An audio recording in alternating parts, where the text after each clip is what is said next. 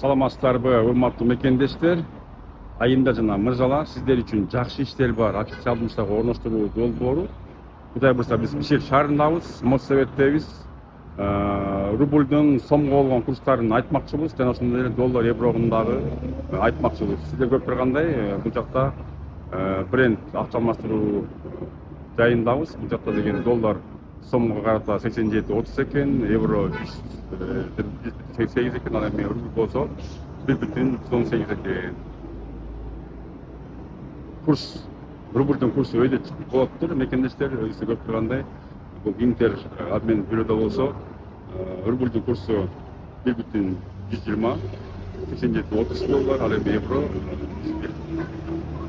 Жакшы, кимде ким Москвада болсоңуздар, иштеп жаткан болсоңуздар, өзүңүздөр көргөндөй рубльдун курсу көтөрүлүп жатат.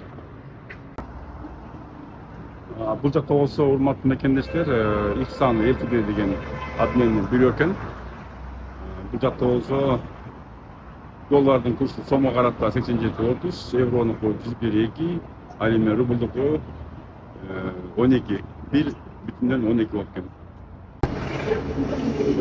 Урматтуу мекендештер, кийинки дагы Money деген акча алмаштыруу жайы. Бул жакта болсо доллардын курсу сомго карата 87.30, евронуку 100,8, ал эми рубльдун курсу 1,12 экен, 0,12. Демек сиз Россиядан 100 000 рубль алган болсоңуз, урматтуу мекендеш, сиздин 100 000иңиз бул жакта 112 000 болуп чыгат да.